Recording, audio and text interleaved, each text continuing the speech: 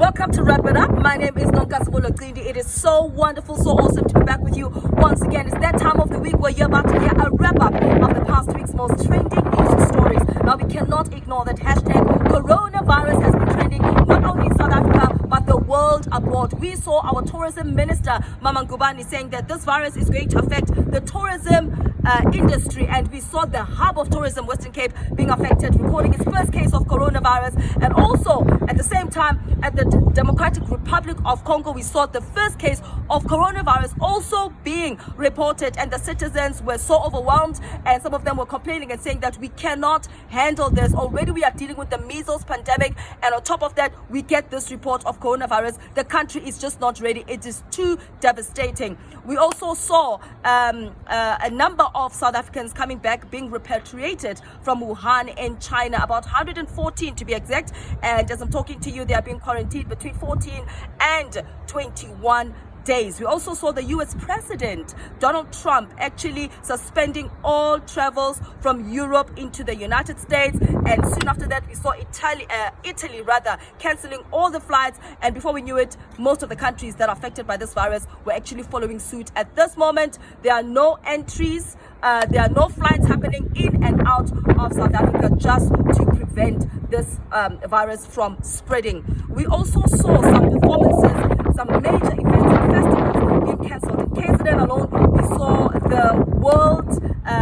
the World Sports Summit being actually cancelled, the World Football Summit rather being cancelled, as well as the Festival of Chariots being cancelled. And this was to attract other public figures and people that were going to bring a lot of money into the country. So we see the economy is being affected in that regard. We also saw in Swaziland the first case of coronavirus also being reported, and that caused the MTN Music Festival to also be cancelled. So this virus is affecting a lot of things, affecting a lot of economies, and most activities are being brought to a halt. And as I'm talking to you, worldwide there are about 145,000 cases, and in Africa alone there are about 20 countries that are affected by this virus. So all we can do is to adhere to the World Health Organization standards, just to stay away from people that are infected, just to stay indoors, ensure that you use your sanitizers, and just be as safe as you possibly can be. Prevention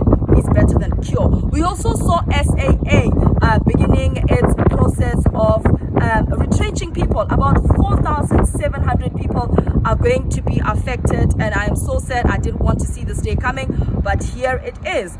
We also saw load shedding taking effect from Tuesday right up to the weekend. They said Thursday, but we know that that's a lie. Whenever they say load shedding is going to take place between Monday and Thursday, just prepare your heart between Monday and the next 2 Mondays to come. So we had stage 2 load shedding. They were saying that there were units that were on unplanned breakdown, and it was really boring. It's really not nice to have load shedding, because it really disturbs a lot of things, especially when it happens more than once. I mean, 4 hours is a whole lot devastating. Imagine 4 hours and another 4 hours, and you find that we have load shedding for 8 hours or 12 hours. It's really devastating. We also saw a very sad and horrific accident that took place in Soweto in Golden Highway, where a school transport was hit head on by a taxi, and 3 siblings passed away, all of them aged 11, 10 and 6. I was watching the visuals on television. It was so sad. Oh my goodness, this life is really unpredictable. The father was crying, the mother was just done. The father was saying, can parents please make sure that their children are safe? But who could have known that that is going to happen? But what I love is that there's going to be, or rather there was, government intervention, to just help with the burial process and the funeral arrangements, and another trending story that we saw in sports is that all the English Premiership games were cancelled. And when it comes to South Africa, we saw the Springboks, our victorious Springboks, actually continuing their promised tour. They were actually in Port Elizabeth, and they're going to continue throughout to Richards Bay, Stellenbosch and Bloemfontein, and we are so proud of them. They must continue to raise that South African flag.